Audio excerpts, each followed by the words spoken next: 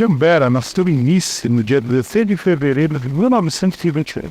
Desde sempre com uma personalidade turbulenta, iniciou sua carreira nas motos em 38 com algum destaque. Porém, o início da Segunda Guerra Mundial paralisou sua carreira até 46, quando o conflito já havia terminado. De volta às duas rodas, teve em mãos uma moto Guzzi, e isso lhe deu o tetracampeonato francês entre 48 e 51. Mas sua carreira com os carros já havia começado um ano antes.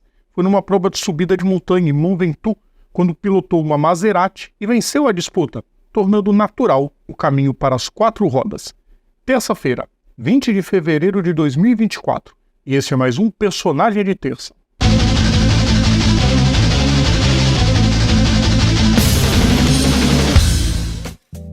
Salve a todos os nossos ouvintes, salve a todos os nossos seguidores. Serão todas e todos bem-vindos mais uma vez. Eu sou o Rodrigo Vilela.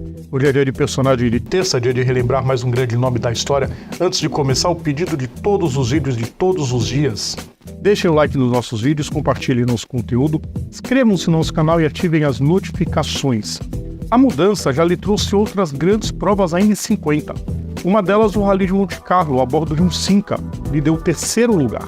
A outra para as 24 horas de Le Mans, pilotando um Gordini.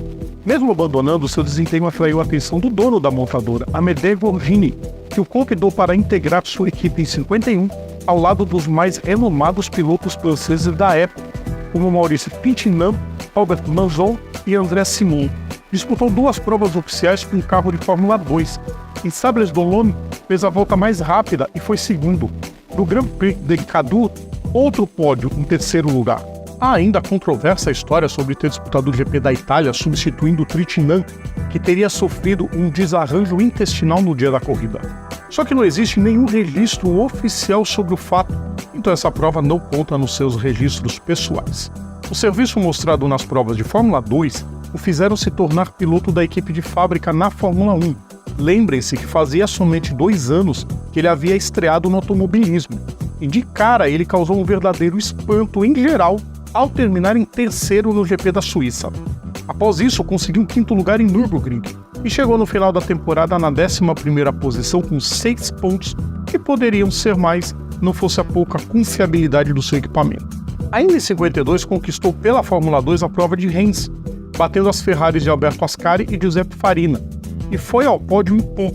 Só que o fim daquele ano foi marcado por um grave acidente quando liderava com sobras a carreira pan-americana no México, ao volante de um Gordini, que caiu de uma altura de 25 metros e o deixou com 7 costelas quebradas e várias concussões. Seguiu no time para 53, mas só teve motivos para festejar com mais um pódio na Fórmula 2 em Caduz. Na Fórmula 1, a falta de potência do seu carro fazia com que fosse constantemente batido por Ferrari e Maserati. E aí terminou a temporada zerado, tendo somente o 6º lugar na Argentina como melhor resultado, numa época em que apenas os 5 primeiros pontuavam. Em 54, tudo ficou do mesmo jeito, um outro 6º lugar em Reims, com o melhor resultado do ano, mas Bera conseguiu pontuar por ter feito a melhor volta em Silverstone. O problema é que, como esse tempo foi igualado por outros 6 pilotos, Bera recebeu apenas, ouçam, 0,14 pontos por isso. A Gordini já vinha reduzindo suas atividades no esporte a motor, mas Bera pôde festejar a vitória em mais uma prova extra-campeonato, dessa vez em Pau, quando superou a Ferrari de Trintignant por apenas 2 décimos de segundo após ultrapassá-lo nas voltas finais da corrida, vindo de uma grande recuperação. Mas Jean estava desanimado no time francês e, aproveitando o enxugamento da estrutura, foi para Maserati para a temporada de 55. A temporada foi bem melhor que as anteriores em termos de qualidade do carro, embora ele tivesse repetido os pontos do seu ano de estreia. Bera foi 5º na Bélgica, 4º na Itália e 3º em Mônaco. Nas provas extras, venceu de novo em Pau e também em Bordeaux. Competiu também no Mundial de Marcas, tanto em Le Mans, em mais um abandono, quanto em Monza, na Supercorte Maggiore, que venceu ao lado de Luigi Musso. À época, Bera já era conhecido como um piloto que gostava de desafiar os limites e os perigos, e aquele fim de ano novamente foi se recuperando de acidente grave. Foi no Tourist Trophy da Ilha de Man, quando perdeu parte de uma das orelhas. Recuperado, partiu para o ano de 56 e fez a sua melhor temporada. Das 7 provas que disputou, Jean foi ao pódio em 5, segundo na Argentina e depois terceiro em Mônaco, na França, na Grã-Bretanha e na Alemanha. Ao final, um quarto lugar na tabela, com 22 pontos, quando havia chegado na Itália com chances até de ser campeão, devido à sua regularidade. Já no Mundial de Marcas, em Le Mans, outro abandono, dessa vez ao volante de um Talbot Lago. Em compensação, venceu os 1000 km em Nürburgring, junto a Harry Schell, Piero Taruffi e Sir Shirley Moss. Chegou o ano de 57 e Berra acreditava que seria o principal piloto da Maserati para a temporada, mas aí um certo Juan Manuel Fangio foi contratado pelo time. O novo segundo lugar em Buenos Aires foi o que de melhor ele fez, enquanto nas provas extra-campeonato ele deitou e rolou. Venceu em Pau, Cayenne, Silverstone, Modena e Marrocos, além de terminar em segundo lugar em Reims. A parte boa do ano também veio no Mundial de Marcas. Vitória nas 12 horas de Sebring, em dupla com Fangio, e também na Suécia, junto a Moss. Ainda foi segundo em Buenos Aires, tendo Carlos Meditegui ao seu lado. Nem tem espaço para falar que em Le Mans, de novo, ele ficou pelo caminho. Durante aquele ano, ele já conversava com a BRM e para 58 se tornou piloto do time britânico. Só que na Argentina, ele teve que correr com uma Maserati inscrita por um corredor privado, Ken Cavanagh, porque a BRM não quis ir para lá. Em Mônaco, finalmente estreou pelo novo time, e bem, os resultados foram decepcionantes pelo que se esperava. Somente um terceiro no Principado e um quarto em Portugal. As boas notícias de novo vieram de outras categorias. Na Fórmula 2 venceu em Reims e em Avus, e na subida de Mont Ventoux ganhou pela segunda vez.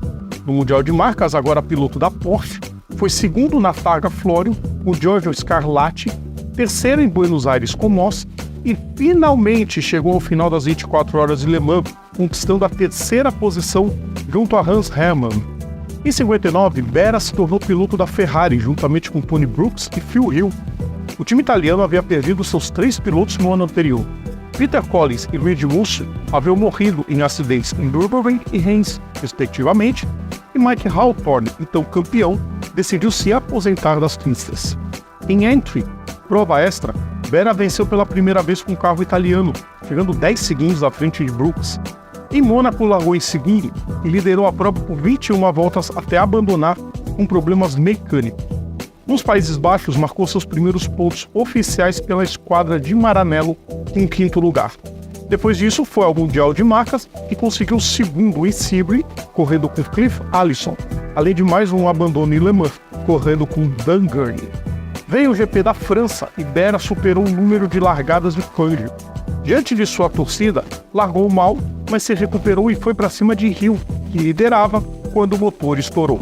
Furioso, foi tirar satisfações com o diretor do time, Romulo Tavoni, acusando a equipe de fornecer equipamento inferior em relação a Brooks e Hill. Já Tavoni revidou, dizendo que o motor quebrou porque Hill forçou demais. O bate-boca virou briga e tudo azedou de vez quando Berra emendou um soco na cara de Tavoni. Nem deu tempo de chegarem na Itália. No mesmo dia, Enzo Ferrari demitiu Berra. Tentou de forma bizarra adquirir um carro Ferrari para seguir no campeonato como piloto privado depois disso, e óbvio não teve sucesso. Contudo, àquela altura, Berra tinha estabelecido amizade com Valerio Colotti, que fez um chassi com seu nome, Berra Porsche. Berra buscou escrevê-lo para o GP da Alemanha em Avus, mas no dia anterior participou de uma prova de turismo preliminar da Fórmula 1 com outro modelo oficial da montadora alemã. O novo chassi jamais seria usado por ele. Na quarta volta da prova suporte, Berra vinha na terceira posição atrás do sueco Joe Bonnier e do alemão Wolfgang von Trips. Entrou na Nordkurve a mais de 150 km por hora quando perdeu o controle do carro e voou para fora do circuito. Nesse dia, a sorte de Berra, que tantas vezes esteve ao seu lado, acabou. O francês acertou com a cabeça num poste de iluminação e não teve chance alguma de sobreviver. Berra faleceu aos 38 anos de idade. Seu funeral em Nice foi acompanhado por mais de 3.000 pessoas. Sua morte interrompeu a renovação que o próprio Berra havia iniciado no automobilismo francês, deixando apenas o veterano Trintignant já no final de sua carreira como representante do país nas principais categorias.